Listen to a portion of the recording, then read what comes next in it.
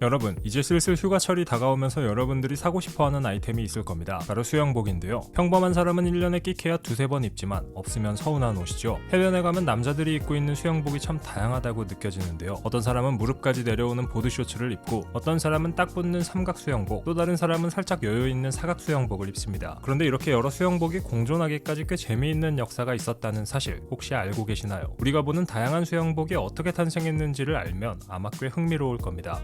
남성 수영복의 역사는 사실 얼마나 가릴 것인가의 역사입니다. 고대에는 수영복이랄 게 없었습니다. 그냥 아무것도 안 입었기 때문이죠. 고전 회화 속 수영하는 남녀들이 전부 나체라는 점을 생각해보면 이해가 빠르실 텐데요. 온 천지가 누드비치였던 셈입니다. 문화권에 따라서는 일본의 훈도시처럼 국소 부위만 가리는 천조가리가 존재하긴 했지만 어쨌거나 이 당시에는 세상 시원하게 수영할 수 있었던 셈이죠. 그러다가 18세기 들어 유럽에서 나체 수영이 금지되기 시작합니다. 이게 최초로 적용된 나라는 바로 영국이었는데요. 산업혁명 시기와 맞물려 이런 움직임이 발생하기 시작했죠. 영국에서는 1860년 나체 수영이 완전히 금지됐고 남자들은 어쩔 수 없이 뭔가를 입어야 했습니다. 여기서 최초의 남성용 수영복 이야기를 안 할 수가 없는데요. 지금 기준으로는 거의 미친 짓이었습니다. 당시에는 나름 물을 적게 흡수하는 니트 울 소재로 전신 수영복을 만들었는데 아무래도 소재가 울인지라 물에 젖으면 무게가 4kg 가까이 나갔다고 합니다. 그걸 입고 수영을 했으니 말 다 했죠. 1910년대에는 팔꿈치와 무릎까지 내려오는 줄무늬 탱크수트가 표준이었고 1917년 미국에서는 아예 수영복 규정을 법으로 만들어서 남자 수영복에도 스커팅, 즉 트렁크 바깥에 치마 같은 천을 덧대야 된다고 명시했습니다. 1920년대에도 디테일의 차이가 있는 다른 옷이 탄생하긴 했지만 큰 틀은 변하지 않았죠. 쉽게 설명하면 지금 여자 원피스 수영복이랑 비슷한 옷, 혹은 나시티와 쫄쫄이 반바지 수영복이 하나로 합쳐진 올인원을 남자들이 입었던 건데요. 지금 이 옷을 입는다고 하면 아마 주변 사람들이 미친놈처럼 쳐다볼 겁니다. 고작 100여 년 전에는 이런 옷이 일상이었다니 놀랍지 않나요?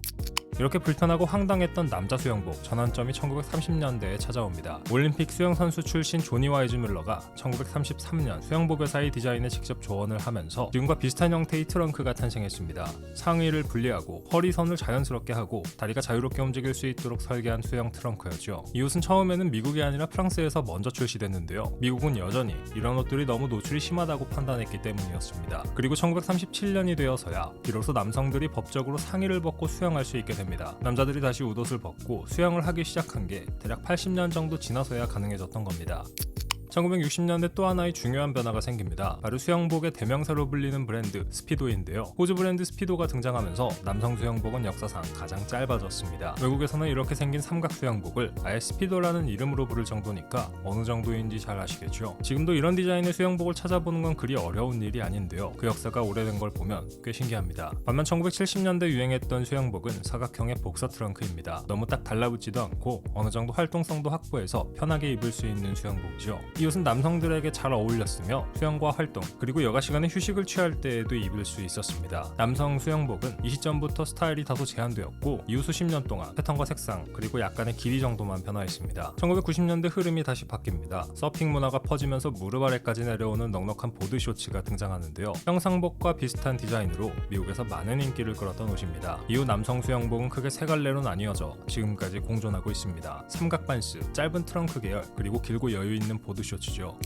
그렇다면 지금은 어떤 걸 입어야 할까요? 사실 정답은 없습니다. 하지만 맥락은 있죠. 바닷가나 수영장에서 수영만이 목적이라면 최대한 짧고 가벼운 삼각 수영복이 맞습니다. 하지만 딱 달라붙는 삼각 반스를 입고 묵직한 무기를 자랑하며 해변가 거리를 자유롭게 돌아다닐 용자가 몇 명이나 될까요? 길거리에서 미래의 남친에게 내 매력을 적극적으로 어필할 남성분들이 아니라면 아마 좀 꺼려질 겁니다. 물에서 나와 해변을 걷고 카페에 앉아서 커피를 마시는 것까지 고려할 목적이라면 무릎이 5cm에서 10cm 정도의 스임 쇼츠가 반바지 대용으로는 가장 무난합니다. 무릎 아래로 내려가는 보드 쇼츠는 바닷가에서의 수영에는 불편하고 해변 밖에서 입기엔 너무 캐주얼하지만 새 수영복 종류 중 기장이 가장 길다는 점이 의외의 장점이라고 할 수 있죠. 색과 패턴, 소재는 마음껏 써도 됩니다. 수영복만큼은 평소에 입지 못하는 줄무늬나 플로럴 패턴을 시도해 볼 수 있는 유일한 아이템이죠. 수영복은 오히려 패턴이 있을 때 더 멋져 보이기도 하는데요. 위에 걸치는 셔츠나 라이프 스타일 아이템과 색이 너무 충돌하지 않도록만 신경 쓰면 됩니다. 그리고 소재의 경우 대부분 폴리에스터나 나일론일 텐데요. 흡수성이 낮아 빨리 건조된다는 장점이 있습니다. 대부분의 외출복은 천연 소재가 더 좋지만 수영복 같은 경우에는 합성 섬유를 고르는 게 훨씬 더 이득이죠. 여러분도 물을 잔뜩 머금은 울 수영복은 입어보면 별로라고 생각할 겁니다.